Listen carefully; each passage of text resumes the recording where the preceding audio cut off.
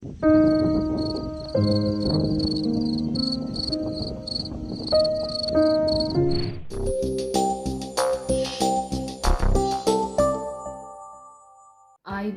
මගේ යාළුවෝ හැම දෙනාටම එන්න යන්න හීන දිගේ නාලිකාව ඔස්සේ පවත්වනු ලබන Go Rich in 2024 මුදල් සඳහාම වෙන් කෙරුණ වැඩමුළුවේ 24 වෙනි දවසට තමයි අද අපි මේ විදිහට ඇවිල්ලා ඉන්නේ. ඉතින් මේ වැඩමුළුව දින 30ක් පුරාවටම යනවා. මේ සඳහා ඔයාලා අද නම් මුලින්ම සම්බන්ධ වෙන්නේ මේකේ පළවෙනි වීඩියෝ එකේ ඉඳලම පටන් ගන්න. අද පටන් ගන්න එපා. මේකේ පළවෙනි වීඩියෝ එකට ගිහලා එතන ඉඳන් පටන් අරන් එන්න. මොකද එතකොට තමයි ඔයාලට මේකේ ප්‍රයෝජනය හරි විදිහටම ගන්න පුළුවන් වෙන්නේ. ඒ වගේම තමයි ඔයාලගේ හැම කමෙන්ට් එකක්ම මම බලනවා. මේ වැඩමුළුවේ අන්තිම දවසේ මම ඔයාලගේ ප්‍රශ්න වලට උත්තර දෙන්න තමයි තියාගෙන ඉන්නේ. ඒක නිසා මම දැන් ඔයාලට රිප්ලයි නොකරට ඔයාලා අමනාපකම් ඇති කරගන්න එපා. මම මේ හැම එකක්ම බලනවා. මේක දවස ගානෙම දාන නිසා මට ඔයාලට දවස ගානෙම රිප්ලයි කරන්න පොඩ්ඩක් අමාරුයි. ඒක නිසා ඔයාලාගේ කමෙන්ට්ස් ඔයාලගේ ඒ ආදරේ මම හරිම ආදරයෙන් බාරගන්නවා. ඒ වගේම තමයි මේ වෙලාවේ සමාව ඉල්ලනවා. මට හැම එකකටම රිප්ලයි කරන්න බැරි වෙනකොට. ඉතින් ඔයාලගේ හැම ප්‍රශ්නයකටම උත්තර මේ පාඨමාලාවේ අවසාන දිනේදී මම වීඩියෝ එකකින්ම අරන් එන්න බලාපොරොත්තු වෙනවා.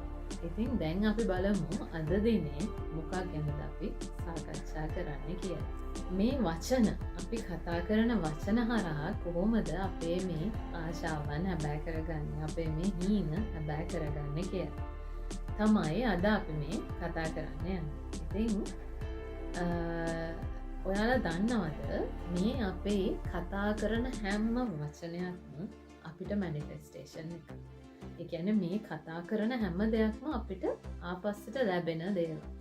ඒක නිසා තමයි ඔය බුද්ධ ආගමේ වුණත් අපිට අපේ ආගමේ වුණත් කියලා දීලා තියෙන්නේ හිස් වචන කතා කරන්න එපා කියලා. මොකද ඒ හිස් වචන ඒ වැඩකට නැති දේවල් කතා කරත් ඒවත් ආයෙත් අපිට රියැලිටි එකක් වෙලා එහෙම නැත්නම් අපේ සැබෑවක් වෙලා අපිට ලැබෙනවා.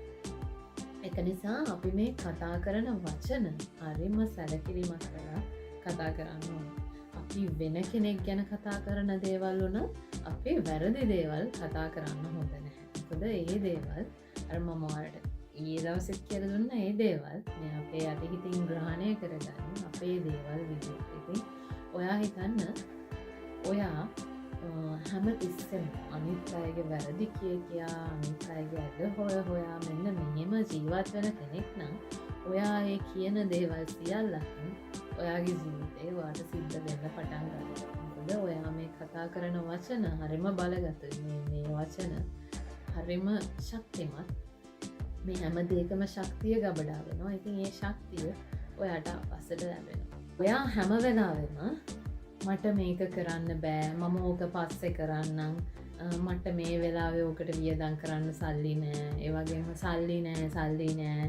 මෙන්න මේ වගේ වචන හැම තිස්සෙම මට ඕක කරන්න පුළුවන් වෙයිද දන්නේ නෑ, අද නෑ, ඔය වගේ දේවල් අපි හැම තිස්සෙම කියනවනේ. ඉතින් මෙන්න මේ වගේ දේවල් ඔයා කියන්න ඔයා දවස ගානේ මේ දේවල් කියන්න ඔයා ඒ වචනවලට යොදවන ශක්තිය වැඩි වෙනවා. ඉතින් එතකොට ඒ වැඩි ශක්තිය තියෙන දේ තමයි තමන්ට ආකර්ෂණය වෙන්නේ. ඒක හරියට මේ තමන්ටම සාපයක් කරගන්නවා වගේ වැඩක්. ඔය මන්තරයක් වුණත් 108 වතාවක් ජප කරන්න කියන්නේ. ඉතින් එන්න ඒ වචනය බල ගන්නවන එක තමයි අපි එතනදී කරන්නේ. ඉතින් අපි මේ සාමාන්‍ය ජීවිතයේදී මේ කතා කරන වචන හැමදාම අපි එකම විදිහේ නෙගටිව් දේවල් කතා කරන්න වෙන්නේ අපි ඒ වචන බල ගන්නවන එක. ඉතින් මේ බල ගන්නපුවාම ඒ දේවල් තමයි හරියට මේ මන්තරයක් නැතිරුවා වගේ අපිට ක්‍රියාත්මක වෙන්න පටන් ගන්නවා. ඔය අපේ අම්මලා එහෙම වුණත් ඉස්සර ඔය අපිට කියන්නේ ඕක ජප කරන්න එපා කියලා.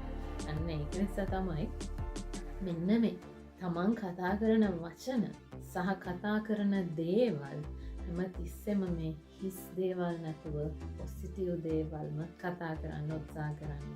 අපේ මේ ජීවිත කාලය හරිම පොඩි කාලෙකට තමයි අපිව මේ ලෝකෙට එවලා තියෙන්නේ. මේ ජීවිත කාලය ඇතුළත එක දවසක් හරි එක මොහොතක් හරි අපි මේ අනිත් අයගේ කුණු කන්දල් හොයන්න, අපි තව කෙනෙක්ගේ වැරදි හොයන්න යොදවනවා නම් ඇත්තටම අපි ඒ කරන්නේ මේ කාලය නාස්ති කරනවා. ඉතින් මේ කාලය නාස්ති කරන පුද්ගලයන්ටත් මේ ජීවිතේ දියුණුවක් ළඟා කරගන්න බැරි වෙනවා. ඒක නිසා දැන්මම ඔතනින් අයින් වෙන්න.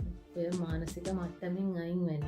බලන්න මේ ජීවිතේ ඉනි පැත්තටම ගියපු පුද්ගලයෝ මම ඒ චරිත කතා ඔයාලට ඉදිරියේදී ඉදිරිපත් කරන්නම්. එතකොට ඔයාලට මේ වගේ පුද්ගලයෝ මොන වගේ ගමනක් ගියේ කියලා ඔයාලට හිතා ගන්නවත් බැරි වෙයි. ඒ නිසා ඒ පුද්ගලයෝ කවදාකවත් ඔය අනුන්ගේ දේවල් බලා අනුන්ගේ වැරදි හොයා එහෙම කාලය ගත කරේ නැහැ. එයාලා තමන්ගේ වැඩේට ෆෝකස් කරලා හෙට දවසේ මම මගේ දේ කොහොමද දියුණු කරගන්නේ කියන එක තමයි එයාලා හොයලා බැලුවේ. ඉතින් එයාලා ඔය ධනවත් පුද්ගලයෝ එයාලා ඔය ගොඩක් ව්‍යාපාර පවත්වනවා. ඉතින් මේ ව්‍යාපාර හරහා කී දෙනෙක්ගේ ජීවිතය එයාලා ජීවත් කරනවා. ඉතින් එයාලා අර තමන් වෙනුවෙන් හිතලා ඒ ගන්න තීරණ කී දෙනෙකුට බලපානවා. ඒක නිසා තමයි මුලින්ම මේ තමන් ගැන හිතන්න කියලා කියන්නේ. තමන් ගැන හිතලා තමන් හරි තීරණයක් ගත්තොත් ඒක මේ මුළු සමාජයකටම බලපානවා. ඒක නිසා හැම වෙලාවෙම මේ තමන් හිතන පතන දේවල් හරි විදියට හිතන්න පතන්න පුරුදු වෙන්න. තමන් මේ කටෙන් කතා කරන වචන තව කෙනෙකුට හානියක් නම් වෙන්නේ, තව කෙනෙක් ගැන වැරැද්දක් නම්, විවේචනයක් නම් මේ දේවල් මේ කටින් පිට කරන්න එපා. මේ ඊට වඩා මේ නිශ්ශබ්දතාවය වටිනවා. ඒ නිශ්ශබ්දතාවය රැකගන්න. හිස් වචන වලට තමන්ගේ වචන නාස්ති කරන්න එපා. කතා කරන හැම දෙයක්ම පොසිටිව් දේවල් කතා කරන්න පුරුදු වෙන්න. ඉතින් මේ දේවල් මේ විදිහට වෙනස් කරගන්න මේ දේවල් ජීවිතයට එකතු කරගන්න අපි කියන පුද්ගලයා හරිම ලස්සන පුද්ගලයෙක් විදිහට නිර්මාණය වෙනවා. එතකොට ඔයාලට මේ ඔයාලගේ හින කරා යන ගමන කිසිම අපහසුවකින් තොරව ලස්සනට ගමන් කරන්න පුළුවන් වෙනවා. මේ විදිහට පොසිටිව් දේවල් කතා කරලා ධනාත්මක විදිහට ජීවත් වෙලා තමන්ගේ ශක්තිය ධනාත්මක කරගන්නමින් ඔයාලගේ මේ හීන ඔයාලට ලේසියෙන්ම ළඟා කරගන්න පුළුවන් වෙනවා. තමන් මේ කල්පනා කරලා බලන්න. අද මේකේ මම ඔයාලට හෝම්වර්ක් එකක් දෙන්නම්. ඔයාලා කල්පනා කරලා බලන්න මේ වෙනකොට ඔයාලා මොන වගේ වචනද පාවිච්චි කරලා තියෙන්නේ, මොන වගේ දේවල් වලින්ද ආපස්සට ඇදලා තියෙන්නේ. ඔයාගේ දවස පුරාම ඔයාට මොකද්ද ඔයාගේ තියෙන නෙගටිව්කම. අපි හැමතිස්සෙම හැම දෙයකටම නෑ බෑ කියාගත්ත ගමන්මද ඉන්නේ කියලා බලන්න. ඒ දේවල් අද ඉඳලා වෙනස් කරගෙන බලන්න. මුලදී මේවා ආයාසයෙන් කරන්න, මතක් කර කරන්න. පස්සේ මේක ඔයාට පුරුද්දක් වුණාට පස්සේ ඔයාට මේක නිරායාසයෙන්ම සිද්ධ වෙන්න පටන් ගන්නවා. මේ විදිහට වෙනස් වෙන්න, තමන්ගේ ජීවිතය සාර්ථක කරගන්න, තමන්ගේ ජීවිතය ලස්සන කරගෙන අනිත් අයටත් යහපතක් වෙන විදිහට මේ ලෝකේ ජීවත් වෙන්න. ඉතින් හෙට 25 වෙනි දවසත් එක්ක හම්බ වෙනකන් අද 24 වෙනි දවසෙන් මම මේ විදිහට සමුගෙන යනවා. හැමදාමත් වගේ ඔයාලට ජයම ප්‍රාර්ථනා කරනවා. ගිහින්